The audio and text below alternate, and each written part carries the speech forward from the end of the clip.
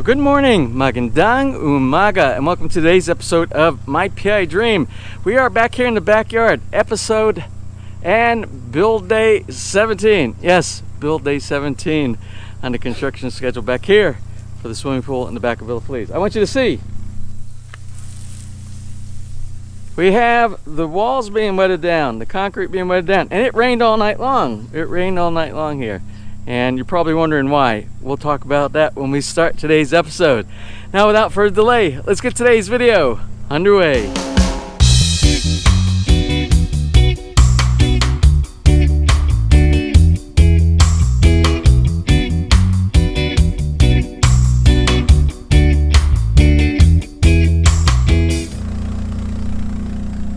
Now, I think it's pretty obvious that the generator is running, and you're probably wondering, James, why is the generator running? Well, welcome to the Philippines. We have lots of service interruptions in the Philippines. Some scheduled, many not scheduled. And today is actually one of the scheduled. 6 a.m. to 6 p.m. we were notified by our utility company, Bottleneck, that we were having a scheduled outage so that they can do maintenance. And it happens probably once or twice a month right now because they are doing upgrades, lots of upgrades. Upgrades are good, so we don't mind the interruption so much, so as long as in the future our service is better. So let's talk about what's going on down here. Now, as you can see, spraying down of the concrete. Even though it rained, we had a lot of rain last night, and not so much that it filled up the pool a lot inside here, because it's not waterproofed yet. Some of it's being absorbed. Much of it is being absorbed into the concrete. And we need supplemental watering of the concrete. Just as I explained when we were building Villa Feliz over there, you have about 28-30 days worth of curing that goes with concrete. So it's important to keep putting the water inside it. The water gets absorbed to the core of the concrete, and it makes for a stronger, harder, better concrete. So that's what he's doing right now.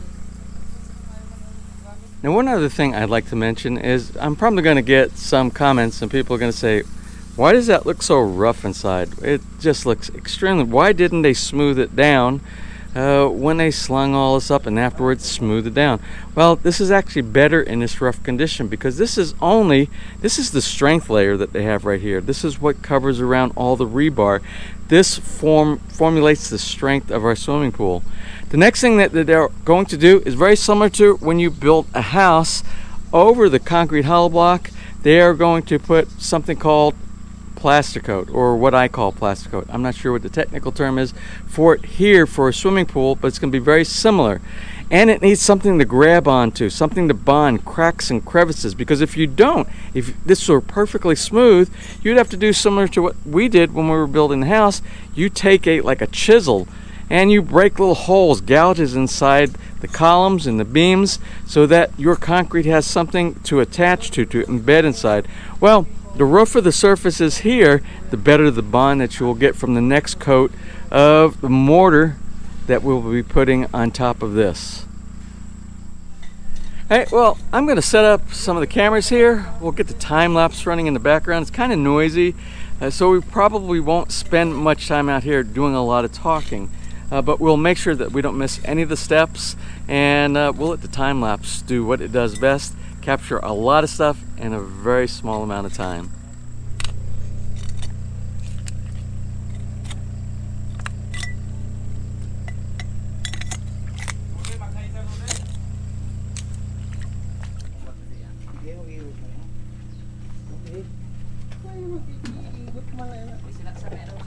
Ganyan pa na siya.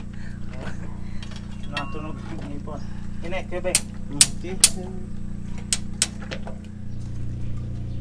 So I gotta apologize, my battery died in my other camera that I do the time lapse. It's charging up right now, and we'll follow the progress as it goes. So anyway, what they are doing, they're doing the plaster coat. The plaster coat, which is basically step 2 that we talked about yesterday. Remember, the first step was doing all the concrete when we're talking about nothing but concrete. And step 2 is going to be the plaster coat. And then there's some additional steps that go on after, and we'll get into those steps as we go along. Now, our foreman, Alvin, was telling me that the consistency or the mixture, the recipe for this, is 1 in 3. It's 1 part of the cement, it's just like Portland cement mix, and 3 parts sand. So I think that's easy once they get it, when it comes to the forming and grading to make it flat. It makes it a lot easier with that mixture without having any rocks. Now something else they're working on today is the life support area. That's what he is digging back there right now.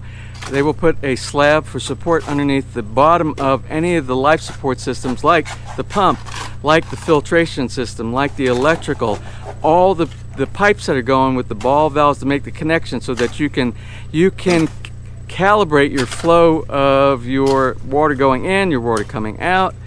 You can put more water at one place, less water at another, using the ball valves. You can do that.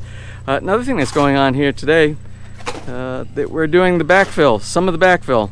I keep getting questions, what are you doing for your backfill, like around the edge of the pool and everything? Well, sorry Gerard, I gave you all my soil, but I'm gonna have to take some of it back.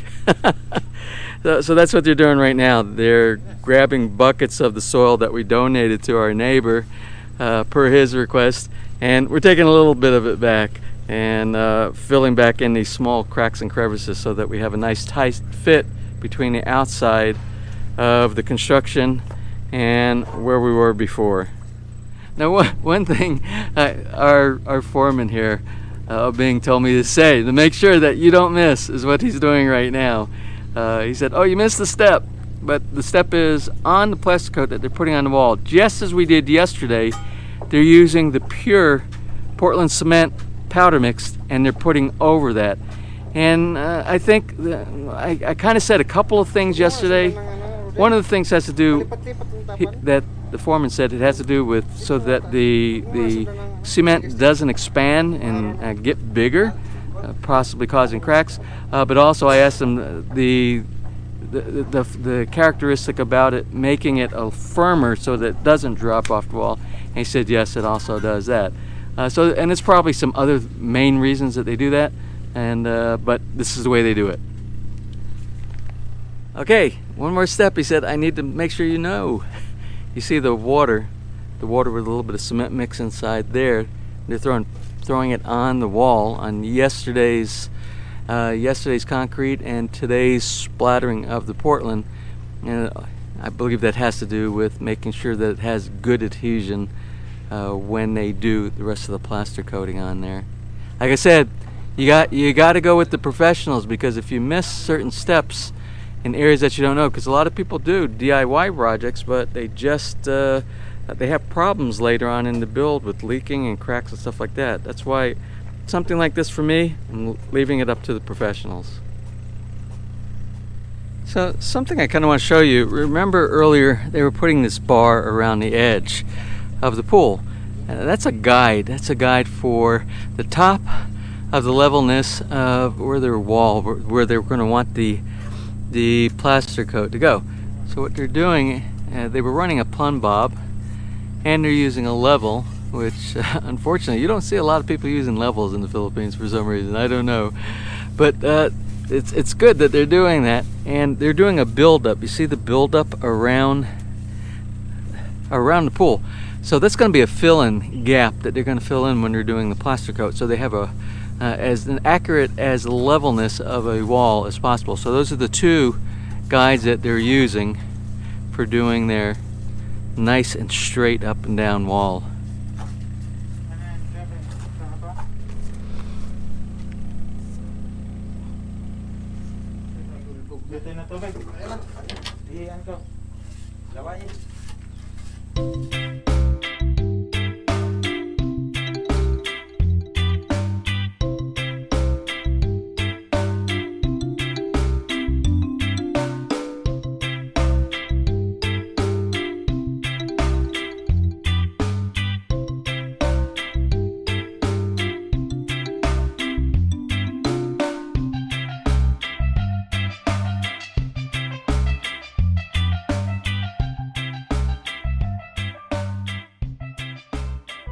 So I'm looking at the sky here, and it doesn't really look that good. And then I looked at the weather app that I have here, and this doesn't look good either. If you look and see, the line on the top was the tropical storm that just went through and passed the Philippines, but now the one on the bottom, that's one that's approaching us, and we are right in the middle. The one on the top that's gone, that went north of Manila. Now, we did get a lot of rain from that, but the one that is going through the very center of Batangas, and it looks like when it turns to yellow there, it sort of looks, I believe that means it's going to be a typhoon once it evolves at that point right there.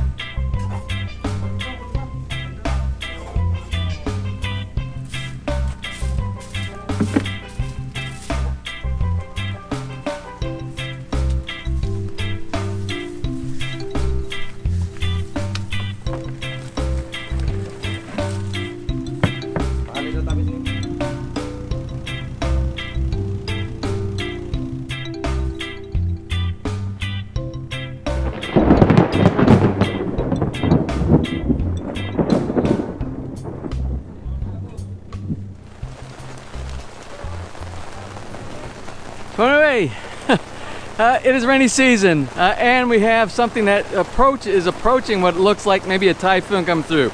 So the guys, to protect what they did this morning, because they have a lot of work invested in this morning's work, they went ahead and took the cover off of the Bahay Kuba that was over there, and they need to get out of there. They do not need to be down in there with the lightning and the thunder around here. I hope they get out as soon as possible. I think we're going to call it a day for today. I don't think there's much more that could have been done, and I got to tell you, hats off to the. I'm not going to take my hat off because my hair is a mess, and I need a haircut. But I got to take my hat off to the crew that's working from this company right here through all the bad weather that they've had so far in rainy season, which I'm not sure whether it's really good to schedule building a swimming pool in rainy season. I always say never start your schedule of building your house like in June, July, August or anything like that, because it just makes no sense around here. I've been here, this is our fourth year, and it's so predictable. You always start your house in January or February if you can, maybe even December if you can get early, the very beginning, and get a few weeks before the Christmas time. But never start your house built in June or July, something like that, because you don't have enough time usually to get your roof on, so when this happens to get inside. But we're not talking about houses, we're talking about swimming pools. So the guys did a great job today. And I don't really see, I am kind of not so optimistic about, I don't want to use the P word, okay, pessimistic. I am trying to be optimistic, but it's hard to be optimistic for the next couple days, because I'm going to show you a picture of the weather forecast for the next couple of days. We actually have a low pressure turning into a tropical depression, which I think is going to turn into something even more. And it's going to be really bad going right through this area, probably until about Tuesday afternoon, Tuesday evening, and this is Saturday now. So Sunday and Monday, I kind of have a feeling Sunday and Monday might be a washout. Anyway, it will get done when it gets done. It's a swimming pool. It's going to get wet, but I want it to be finished before it gets wet. Okay, so thanks to the crew from Poolmate Construction. You know, I haven't really talked about the company, but if you want to look for them on Facebook, I don't really think they have a web page, but they do have a Facebook page, and that's where I found them. They were recommended, and if you look at some of the projects that they've been going through in the past, really big projects. If you're in the near future thinking about doing a swimming pool and you're in their area of responsibility, please check them out. And we're going to do more as we start going towards the end. We'll probably do a meet and greet and talk with the foreman and the contractor, and we'll get some more information about that. And at the end, everybody keeps asking the question about pricing. At the end, when we get our total cost, the bottom line, in case there are any other things that we will be adding to this, we will do a big what this cost us at the very end of the schedule. People keep asking, and I keep saying, wait till the end of the project, and I'll release all that information. Okay, so that's enough for right now. Anyway, kudos to the guys from Poolmate Construction. We're going to close for now, and hopefully, I don't know when this is going to start again. Maybe tomorrow, maybe not. We'll see. We'll continue to cover when we have good weather and the guys are working. So anyway, let's close. If you enjoyed today's video, please give me a thumbs up. Please share, and if you have not subscribed, just click on the little MPID dream heart, bottom right hand side of your screen. You'll be subscribed and notified the next time I upload a new video. So until such time, from right here in the wet Philippines, you have a wonderful and blessed day.